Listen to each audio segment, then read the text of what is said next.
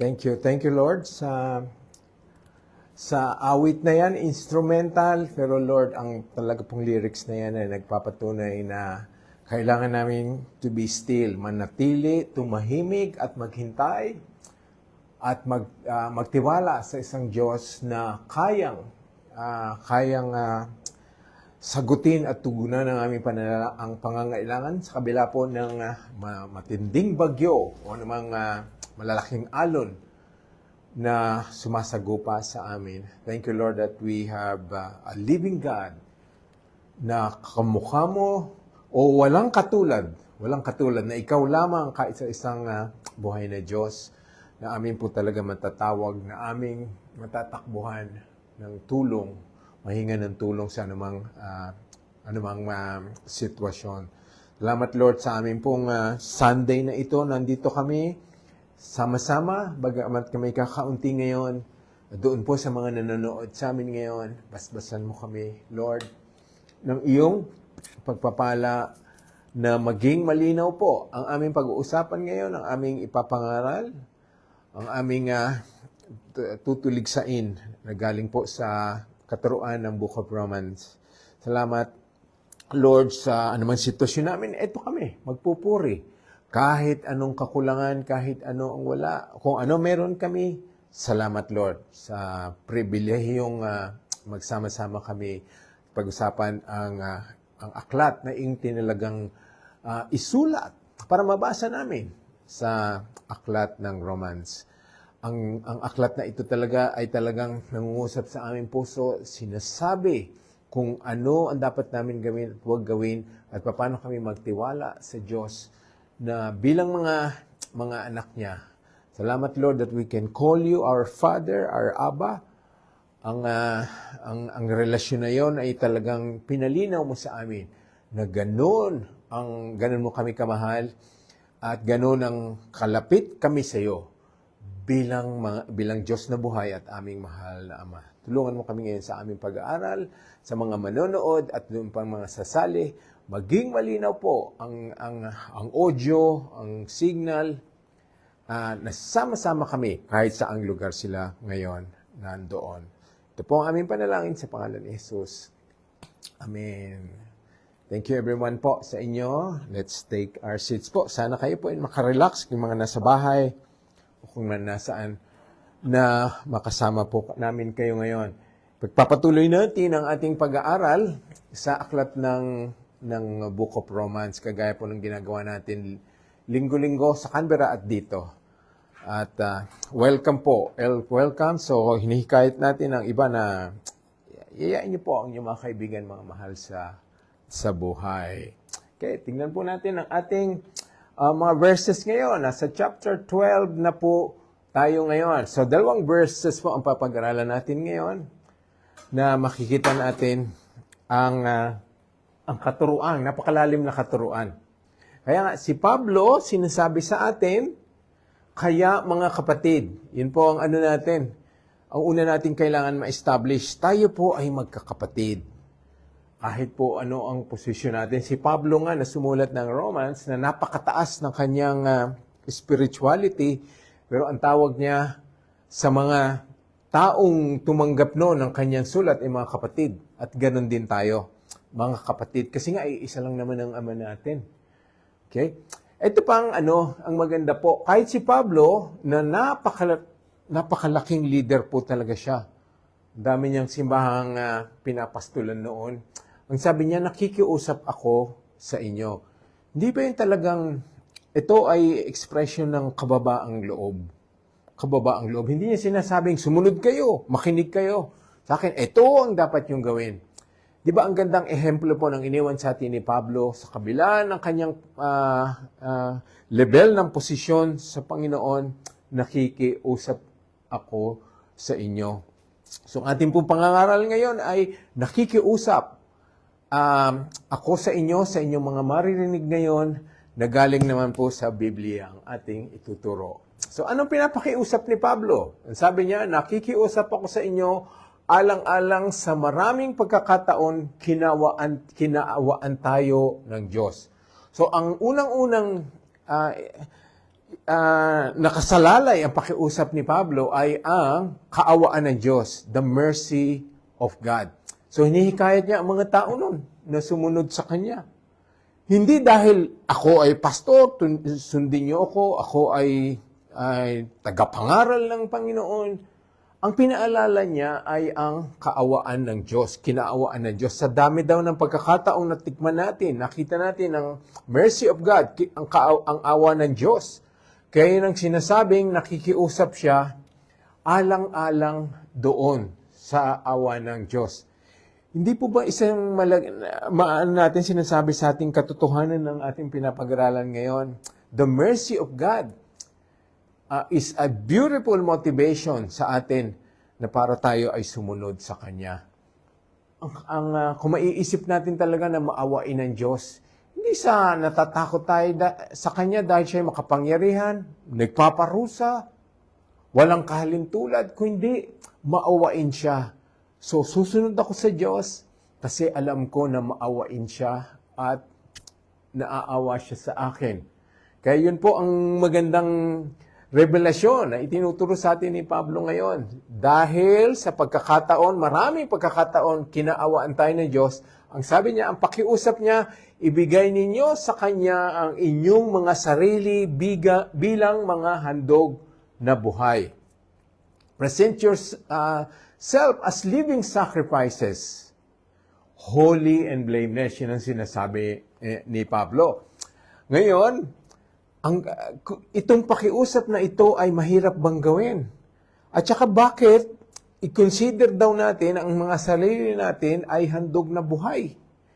Kasi nga po, nabasa natin dito sa mga Old Testament, bago dumating si Kristo, ang handog nila, ang sacrifice nila ay mga patay na hayop. Kailangan nilang patayin ang hayop bago nila mahandog sa Diyos bilang kapatawaran ang kanilang mga kasalanan, bilang pag-serve sa Diyos na noon ang umiiral na basihan ng kanilang pagsilbi, ng kanilang paghingi ng patawad. So makikita niyo po, dahil sa nasa New Testament na tayo, bagong tipan, New Covenant, ang sacrifice na binibigay natin sa Panginoon na hindi na kailangan patay na hayop. Hindi na natin kailangan yun, ang ating sarili na. At ibinibigay po natin yan, tayo ay buhay ngayon. Bakit kailangan buhay? Bakit ngayon? Kasi nga ito ang pagkakataon natin mag-serve sa Panginoon. Pag pumanaw na tayo, pag wala na tayo dito, pag nasa langit na tayo, ang gagawin natin doon ay walang hanggang papuri pagsamba sa Panginoon. Pero ngayon, to serve God ay lahat ng pagkakataon ay binibigay sa atin. We can serve God sa kanyang simbahan, we can serve God sa mga Bible studies, sa mga pakikitungo natin sa ating mga kapwa mananampalataya, we can serve God as missionaries, tigabahagi ng magandang balita. Kaya po, ang sinasabi dito, habang buhay tayo, ibigay natin ang pagsisilbi sa Panginoon. Hindi lamang pagsisilbi, ibigay natin ang buhay natin. Ayan po ang linaw. Bilang mga handog na buhay. So, serving God is now. It's not kung mahina na tayo, kung matanda na tayo, kung retired na tayo. Now, hanggang buhay tayo. Ibigay natin. Kaya kung ikaw ay nakikinig ngayon na isang kabataan, isang bagong Kristiyano, mag-aasawa o may asawa, marami ka ng anak, o meron ka ng apo, yan po ang tawag sa pagsisilbi, paghahandog sa sarili natin sa Panginoon ay ngayon na, anuman ang sitwasyon natin habang buhay tayo. Kasi dito sa mundong ito, kailangan natin ng mga manggagawa. Kailangan natin ng mga handang ihandog ang sarili nila habang buhay sila sa Panginoon. Ang hinahanapan natin, anumang handog sa Panginoon ay hindi lamang basta handog. Hindi porket na buhay ang tao ay ihandog na niya ang sarili niya. Tawagin siyang Kristiyano, tawagin niyang Diyos ang Diyos, tawagin niyang Ama ang Diyos. Ganun na lamang ba? Sa titulo, sa bibig lamang lumalabas ang ating paghahandog. Meron pong ni-require si Pablo dito, ang linaw po, sabi, banal, kalugod-lugod sa Diyos. Holy and righteous and pleasing unto God. So sa makatuwid po, ngayon, ang Kristiyano na kinakausap ni Pablo, pinapakiusapan niya, ihandog ang sarili niya Pero kailangan po ang sariling inahandog sa Panginoon ay banal, kadugod-lugod sa Kanya. Alam na po na natin siguro malinaw na sa lahat ang tinatawag na holy living o banal. Holiness po ay hindi sinlessness. Pagiging banal ay ibig sabihin, hindi ka na nagkakasala, hindi ka na magkakasala pang muli. Ang banal po ay kayang abutin ng kahit sinong Kristiyano. Because po, pag nagkaroon tayo ng relasyon kay Jesus, we are now viewed by God. Ang tingin sa atin ng Diyos ay banal tayo. Ang banal po ay nagpupursiging mamuhay ng tama, sinusunod ang salita ng Panginoon at kalugod-lugod sa Diyos. Okay? Pero kahit po banal at kalugod-lugod sa ang buhay natin sa Panginoon, alam ng Diyos ang ating kahinaan. Alam niya ang ating limitasyon. Madadapa at madatapa, magkakasala tayo. Ang mahalaga po, ang buhay na ang banal na pamumuhay ay yung nagpupursiging, iwanan na ang makasalanang buhay, nagpupursige, binibigay ang lahat ng kakayahan na sumunod sa Diyos. Kung hindi man natin nasunod, kung meron man lang tayong bagay na nagawa at nagkasala, binigyan pa rin tayo ng probisyon ng Panginoon. Ang sabi, lumapit ka at Kanya yung papatawarin. So, hinahanap ng Panginoon ang ating pagsisisi. Kaya po, ang banal, yes, hindi perfect, but namumuhay ng tama na ayon sa Kanyang kakayahan, ayon sa salita ng Panginoon. At pagka ganon, you are living holy, then ito po ay nagiging automatic na, kalugod-lugod na tayo sa Diyos. Kaya makita niyo po, you do not need to be perfect and sinless, which is not achievable sa buhay natin ngayon, pero ikaw pa rin ay magiging kalugod-lugod sa Kanya. Di ba po, ang ganda ng sinasabi, tinuturo ng Romans, ipinapahiwatig sa ating katotohanan, na magagawa natin to, we can be holy, kalugod sa Panginoon, despite our imperfections, despite our weakness.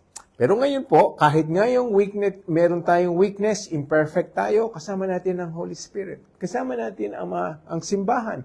Kasama natin ang mga kapatiran natin. Kasama natin ang salita ng Diyos. Okay? Yun daw ang tunay na pagsamba sa Kanya. Ano ba ang pagsamba? Hindi lamang po pag-awit ng mga kanta, pagtugtog, pagtaas ng kamay.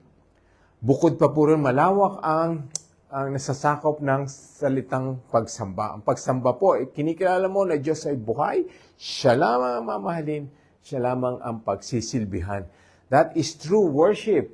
And serving Him with holiness and righteousness, ang sabi, that is yung tunay na pagsamba sa Kanya.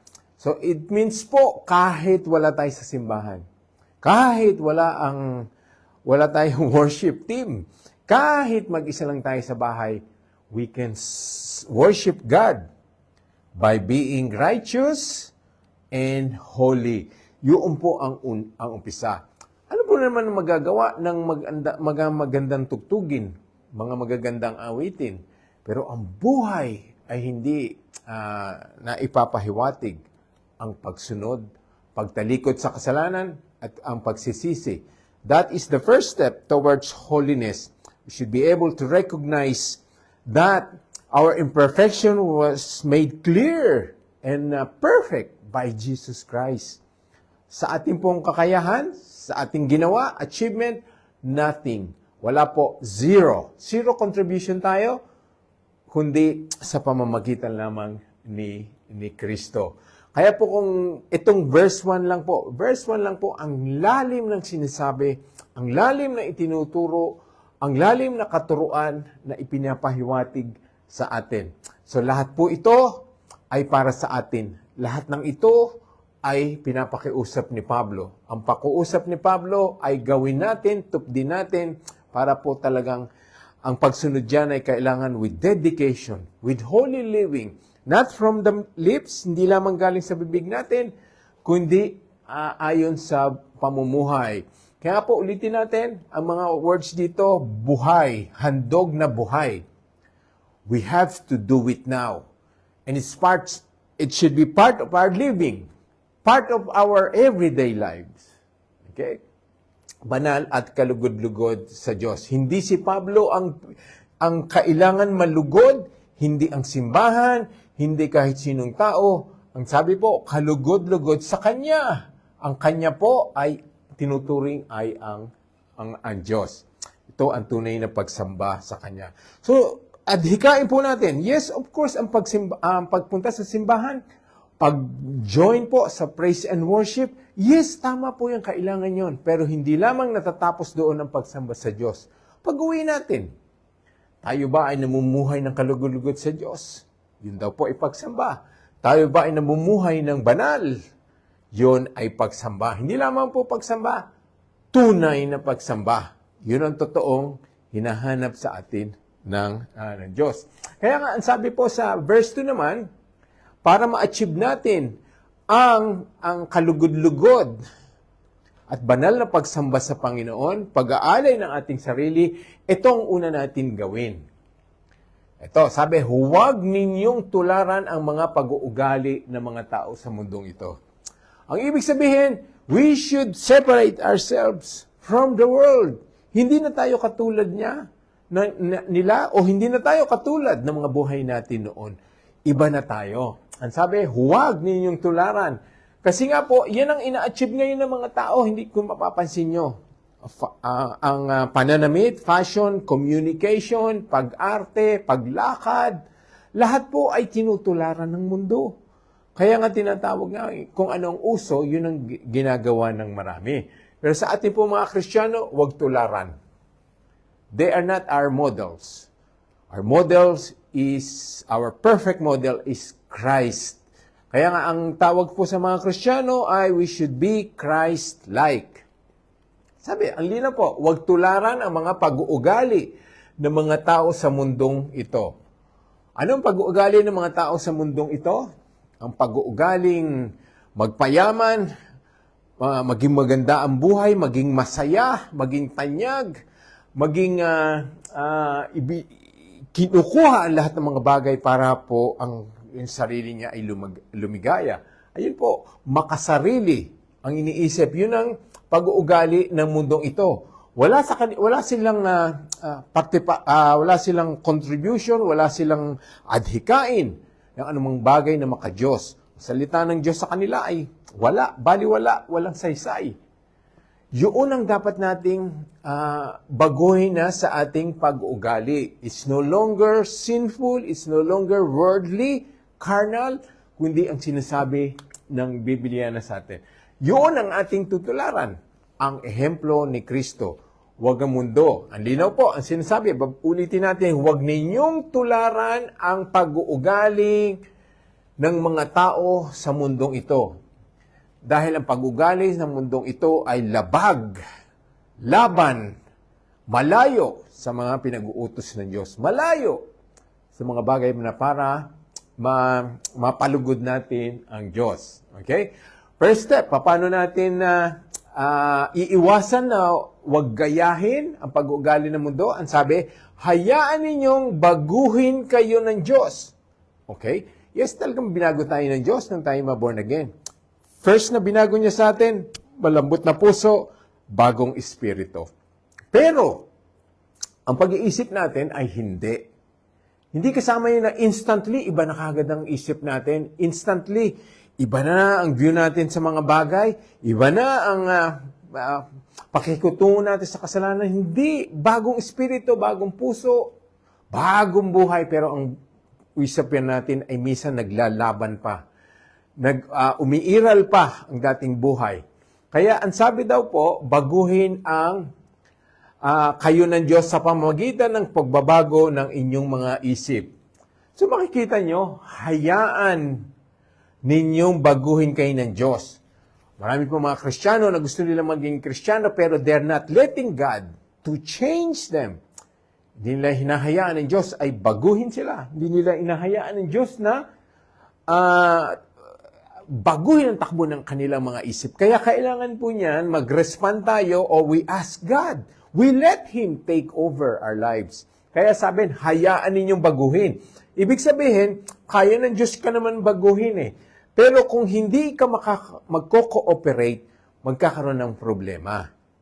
Kailangan willingness from the heart, willingness to surrender everything to God. Kaya nga sabi, hayaan ninyong baguhin kayo ng Diyos. If you are working na talagang babaguhin mo ang sarili mo at ang Diyos ay babaguhin ka naman talaga, magkakaroon po ng tagumpay ang pagbabago. Okay? Ang unang, pagkatapos tayo maborn again, bagong puso, bagong espiritu, kailangan baguhin ng Diyos ang ating pag-iisip. Okay? Ang mga isip. Kasi nga po, marami ganito ang nangyayari sa mga Kristiyano. Hindi nila ginagawa ang dati nilang ginagawa. Hindi nila pinupuntahan ang dati nilang pinupuntahan. Pero naglalaro sa isip nila. Yon. Nakikita nila, binabalikan ang isip nila ang dating buhay na masaya, dating buhay na makamundo. Hindi nga nila ginagawa, pero naglalaro sa isip. Sa isip nila. Kaya ang sabi, ang maraming tao nagtatanong, ano ba ang kalooban ng Diyos? Paano ko malalaman ang kalooban ng Diyos? Ang kalooban ng Diyos ay mabuti, ganap, at kalugod-lugod. Excuse me lang po.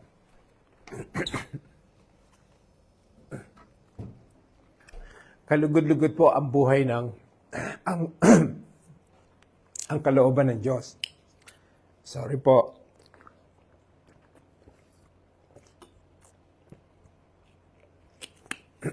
Marami kasi nagtatanong po, ano ba ang kalooban ng Diyos sa buhay ko? Ano ba ang kalooban ng Diyos sa pamilya ko? Sa relasyon ko, sa aking pamilya. Pero kasi hindi nila pinapalitan ang thinking nila, paano sila mag-isip.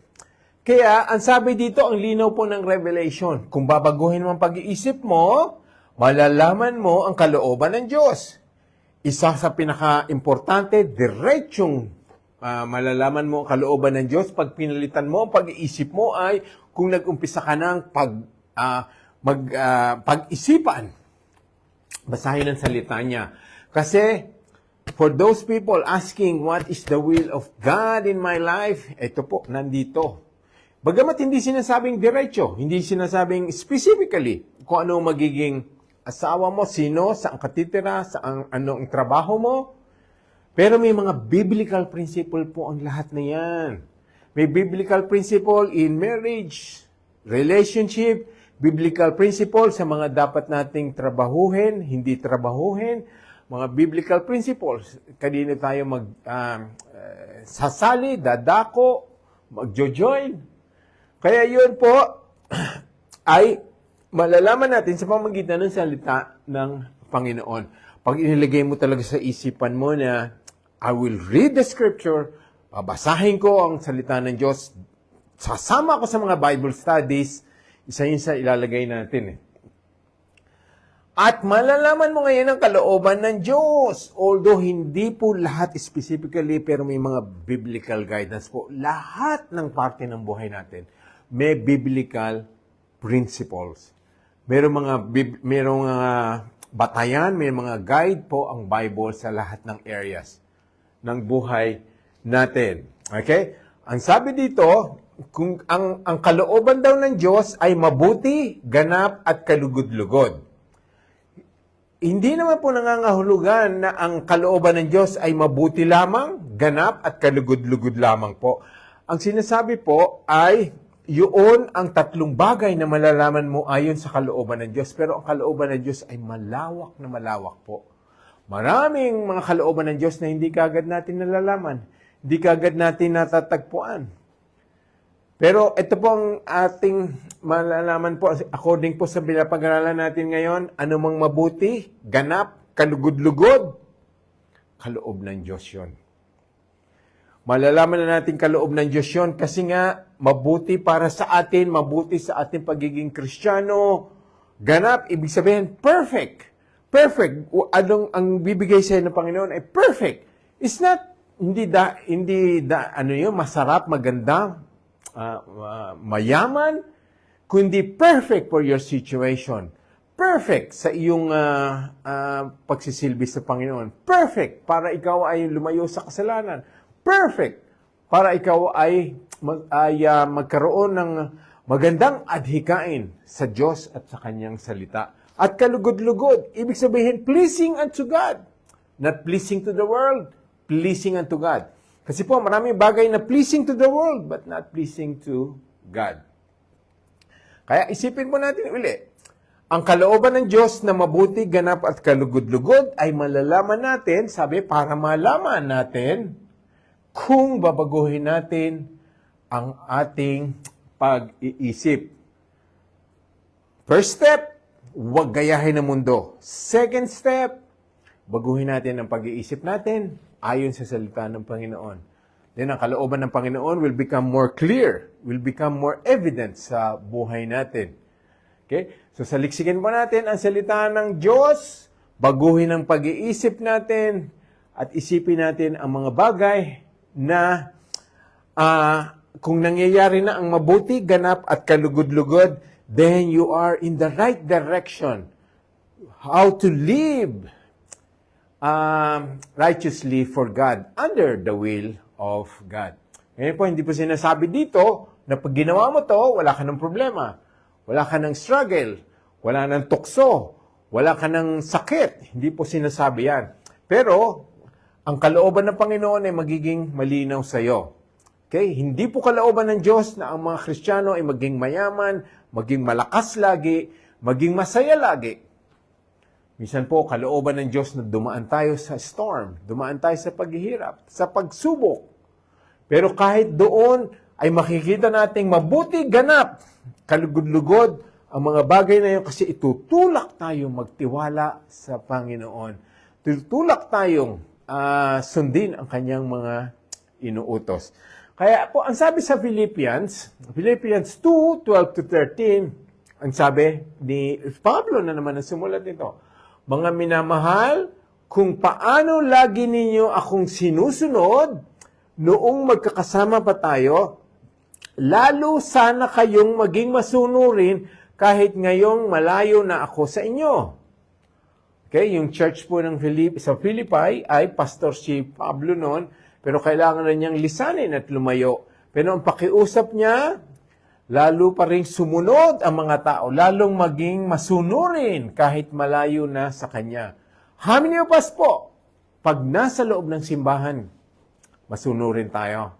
Looking good, Christians. Pagka nandiyan ang mga church leaders, ang pastor, yes, we want to look good, we want to look holy, masunurin. Kaya ang sabi ni Pablo, kahit malayo ako sa inyo. So kahit wala pong nakatingin, ibig sabihin kahit sa labas ng simbahan, tayo pa ay matutong maging masunurin pa rin. Ito pa, sabi, sikapin ninyong ipamuhay ang kaligtasang tinanggap ninyo. Tigil po tayo doon. Ano ibig sabihin pong sikapin nating ipamuhay ang kaligtasan? Work out your salvation. Ang ibig sabihin po niyan, patunayan mo na ikaw ay ligtas sa pamamagitan ng tamang pamumuhay. Yun po ang sinasabi. Hindi ibig sabihin, gumawa ka pa ng paraan para lalong ikaw ay maging ligtas. Ganap na ang ating kaligtasan. Ang hinahanap sa atin, ipakita sa pamumuhay natin. Kaya yun ang sinabi, sikapin ninyong ipamuhay ang kaligtasang tinanggap ninyo at gawin ninyo ito ng may takot paggalang sa Diyos. Kaya marami pong tao ngayon na hindi sila nag-aalilang gumawa ng kasalanan. Ang nawawala po, takot sa Diyos. Takot at paggalang sa Diyos. Delikado ito. Pag nawala ang takot mo sa Diyos, pag nagwala ang paggalang mo sa Diyos, then hindi ka mag-aalilangan gumawa ng kasalanan. Pero hanggang nandyan ang takot sa Diyos. Anong takot sa Diyos? Na siya ay makapangyarihan, siya ay nagpaparusa, siya ay kaya tayong dalin. Itulak, ibuhos, ilagay sa impyerno. Hindi lamang po yun ang takot. We're not fearing God because of His judgment, because of the punishment, kundi may takot tayo sa Diyos dahil ang ibig sabihin po niyan, iginagalang ang Diyos o kinikilala natin ang Diyos. Ang may takot sa Diyos ay kilala kung sino ang Diyos. Siya ay mapagmahal, nagpapatawad, at nagpaparusa. Lahat po yun ay katangian ng Diyos na nagiging dahilan para tayo mag-igalang natin siya. Yun po ang magkakaroon ng takot sa Diyos. Kilala mo kung sino ang Diyos. At alam mo kung ano ang relasyon mo sa Diyos. Okay? So, yun ang ginagawa, hinahanap sa atin, ipamuhay ang ating kaligtasan.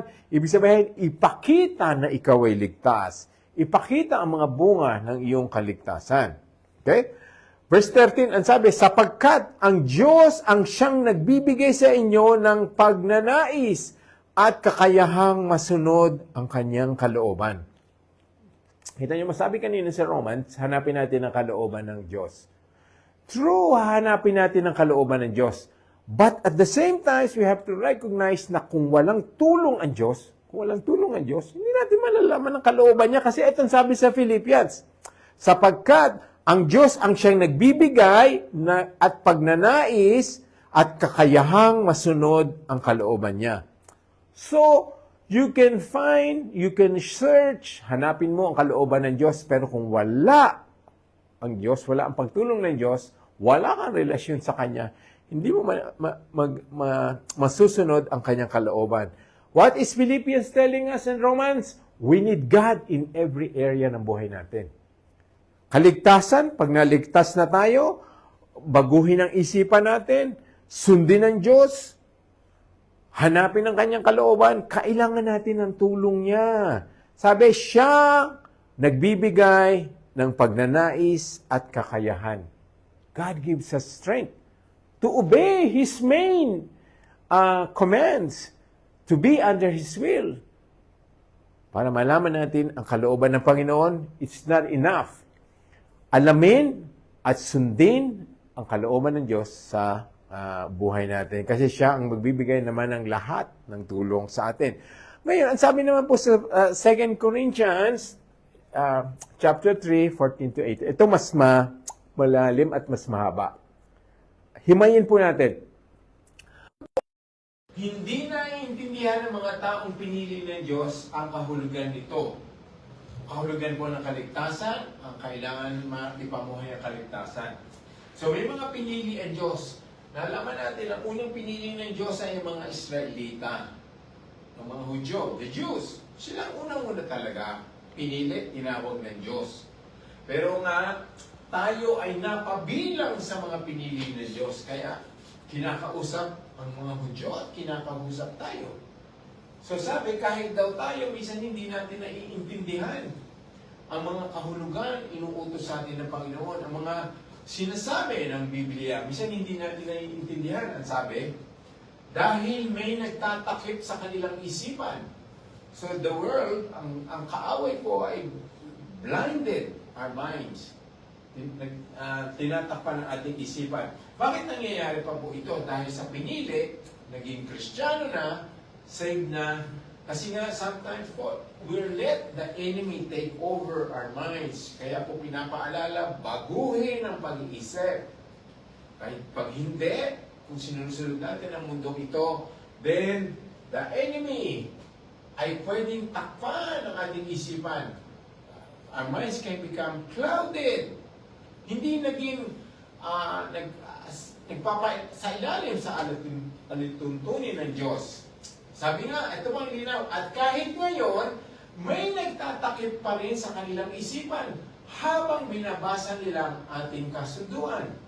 So sometimes po, kaya nahihirapan ng mga tao intindihin ang Biblia. Kasi nga may nagtatakip. The enemy is still working with us, even reading the Bible, even searching, even prayers, even worship. Ngayon, at maaalis lamang ito, sabi, yung pagtatakip, kapag ang isang tao ay nasa na kay Kristo.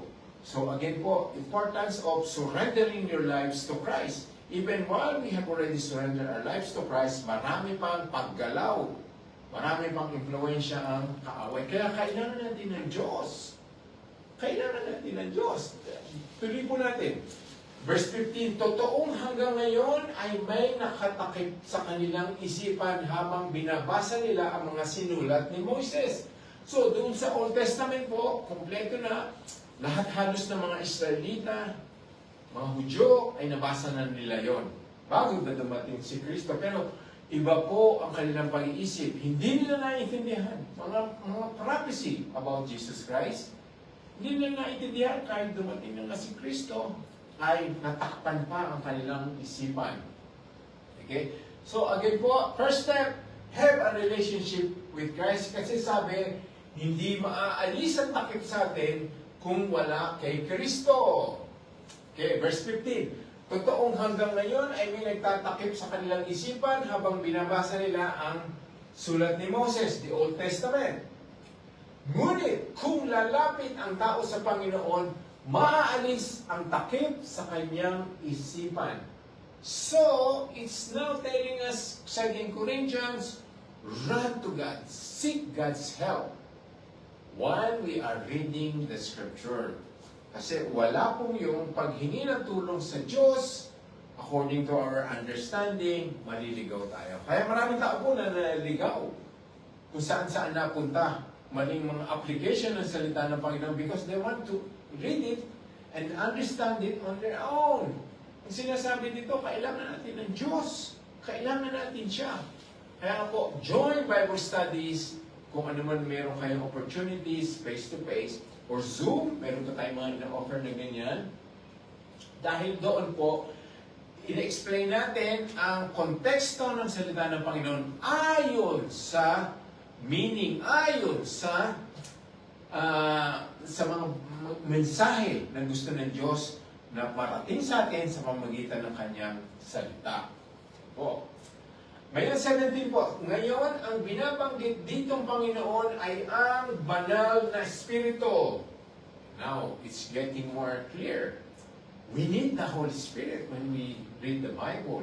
We need the Holy Spirit when we try to understand the Scripture. Kaya nga po, ang dasal natin, ang pagbabasa natin, we read it prayerfully, yung sinasabi nila, habang nagbabasa, nananalangin tayo ng tulong. Nanalang tayo ng paggabay ng banal na Espiritu. At sabi po, ulitin natin, binabanggit dito ang Panginoon ay ang banal na Espiritu. At kung ang Espiritu ng Panginoon ay nasa isang tao, malaya na siya. Malaya na siya sa pagtatakip ng kaaway. So, yun po ang isang mabisang sandata sa gawa ng kaaway sa ating buhay, sa ating isipan. Ang ginagawa niyang pag binubulag tayo ay ang banal na Espiritu. Seek the Holy Spirit every time. At verse 18, nasabi, at dahil naalis na ang takip sa ating isipan, nakita na natin ang kapangyarihan ng Panginoon. At ang kanyang kapangyarihan ito ay mula sa Panginoon na siyang banal na Espiritu. This is one of the clearest verse po na sinasabing ang banal na Espiritu, the Holy Spirit is God. Equal to God. Banal na Espiritu. There are one po equal. God the Son, God the Father, God the Holy Spirit. Nagkaiba lamang po sa kanila ang role, ang kanilang ginampanang parte. Para po sa mundong ito, para sa ating salvation, para sa ating kaligtasan, iba-iba po ang roles na ginawa nila. Ang Ama ay siya nag-aakay papunta kay Kristo. Si Kristo ang namatay para pagbayaran ng kasalanan. Ang Holy Spirit ang nagbibigay ng liwanag sa atin sa mga bagay na ito. Tinutulungan tayo ng Holy Spirit to draw us closer to Christ. Kaya po, maganda po, perfect, the most perfect teamwork na mababasa natin, malalaman natin, is the working together of God the Father, God the Holy Spirit, God the Son, para po sa ating kaligtasan. Okay? Ang Panginoon na siyang banal na Espiritu at siyang unti-unting bumabago sa atin hanggang tayo'y maging katulad niya. Nabasa po natin ngayon na baguhin natin ang isipan natin. Ang magbabago sa isipan natin ay dito ay ang the Holy Spirit. Ang Panginoon na siyang banal na Espiritu. So, nakita niyo po how important is for a Christian to recognize who God the Father is, who God the Son is, who God the Holy Spirit is. na siya po talagang huhubog sa atin, babaguhin ang ating isipan that we cannot do on our own. Hindi natin kaya. Hindi natin kaya. Kailangan natin ng banal na espiritu. Kailangan natin ng takot ng Diyos. Takot sa Diyos. Kailangan natin ng pagsunod sa Kanyang salita. Ang pamumuhay na may kabanalan. Ang pamumuhay na kalugod-lugod sa harap ng Panginoon. Hindi natin maiintindihan dahil tinatakpan tayo ng kaaway. Tinatakpan ng ating isipan, ang ating spiritual eyes. But, hindi po yun ang katapusan. If we ask the Holy Spirit to help us, which is, ang Holy Spirit ay Diyos. Paano tayong anong hindi kayang gawin? Anong hindi kayang itulong sa atin ng Banal na Espiritu? Wala po. Kaya hingi natin ang tulong niya at ang kapangyarihan ng Panginoon, kapangyarihan ng Holy Spirit. Sometimes po, hindi natin na-recognize the power, the existing power of the Holy Spirit. We recognize Him as the gentle Spirit. Alam natin, gentle lang siya.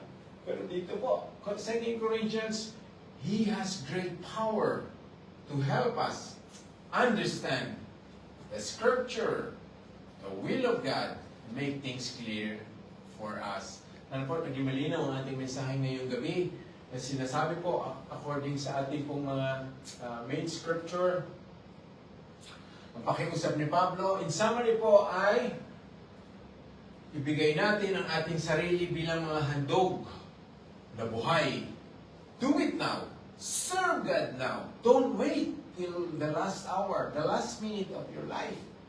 Do it now. Serve God while you're still strong. Not when you're weak and sick and dying. Do it now. Handog na buhay at banal.